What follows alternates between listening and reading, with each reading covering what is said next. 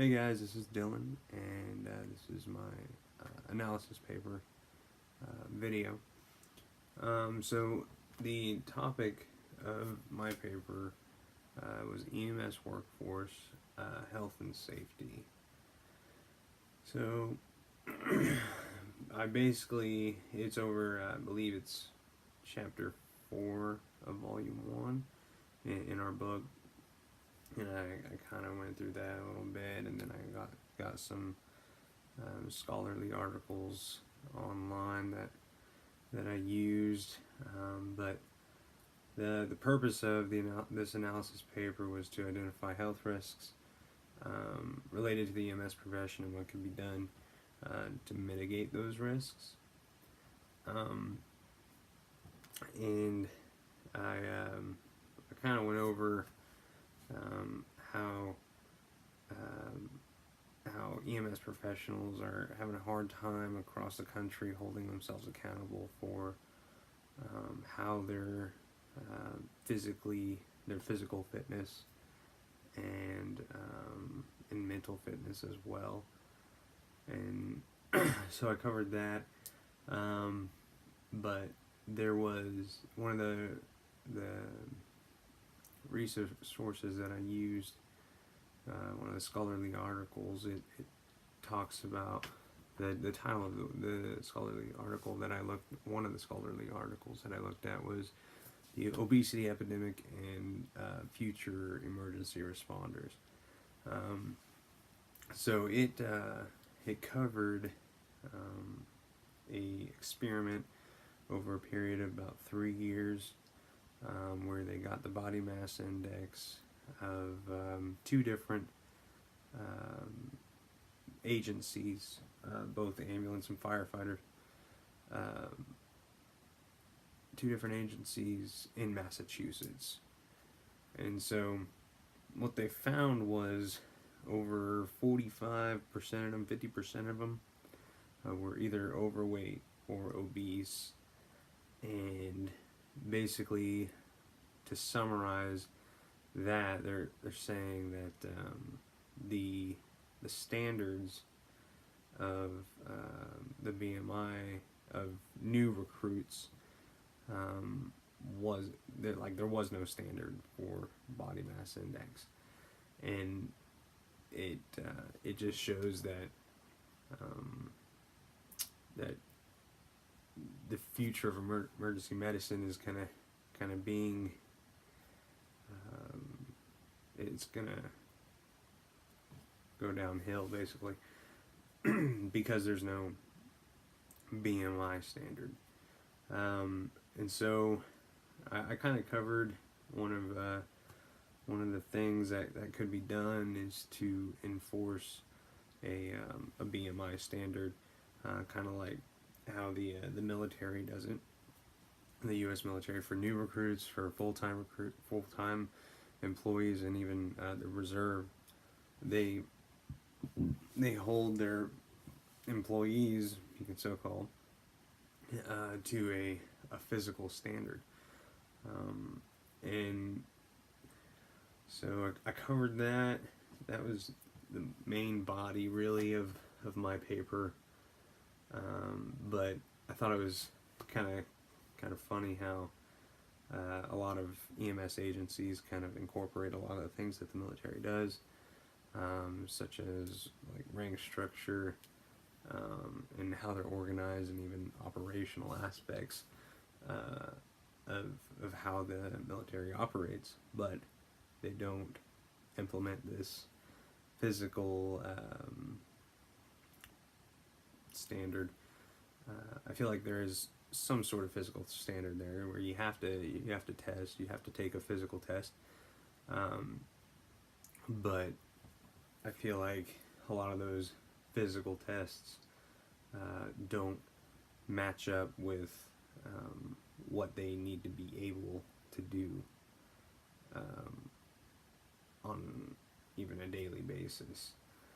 So the main categories of risk factors I found was lack of regular exercise, poor nutrition, and shift shift work, noise exposure, PTSD, and imbalance between job demands and decisional latitude.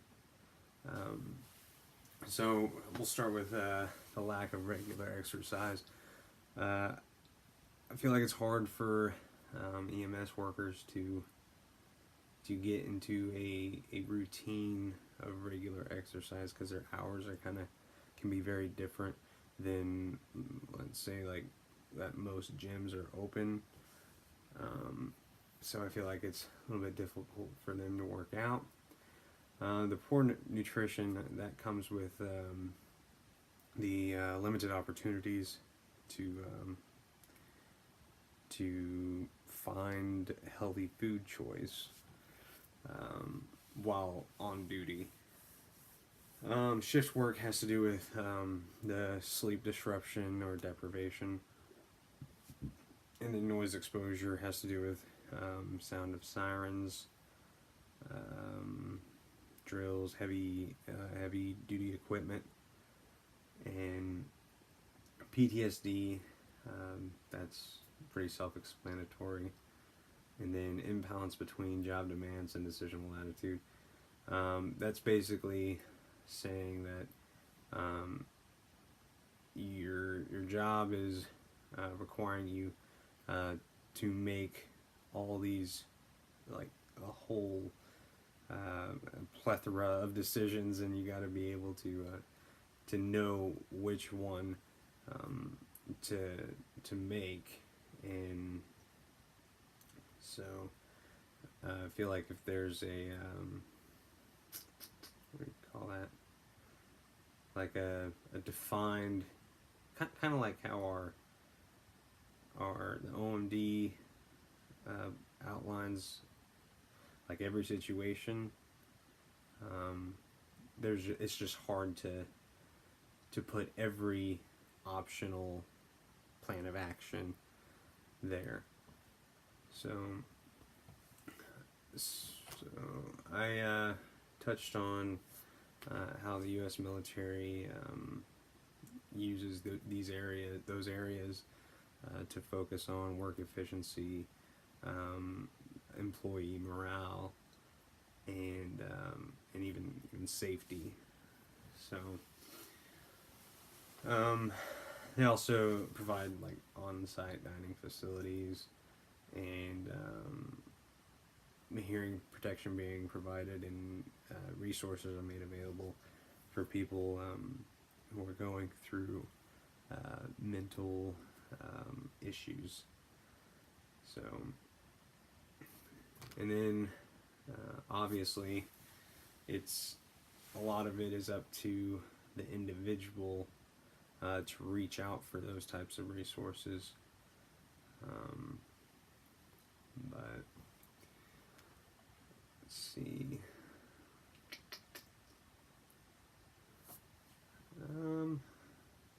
To summarize it all, I kind of put in some recommendations for some EMS agencies that they could schedule a time for their employees, either full-time or part-time, to perform physical fitness under direct supervision from either a manager or supervisor.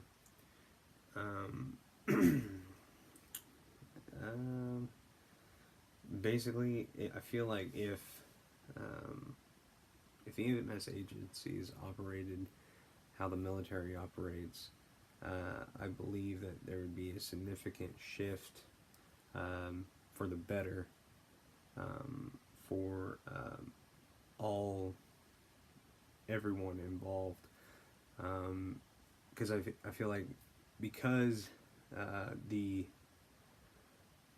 youth of the nation or whatever is getting more obese and more overweight, that those standards that were upheld in the past are having to be lowered. And so for your old timers or your people who've been there for a while, their morale is kind of at risk because they worked so hard for the position that they were put in. so that's the gist of my paper. I really enjoyed it. It was fun to, because I feel like this is kind of an area where I struggle myself, and so there's some areas that I need to improve on. But anyway, hope everyone has a good night, and hope you enjoyed the video and my paper. Thanks.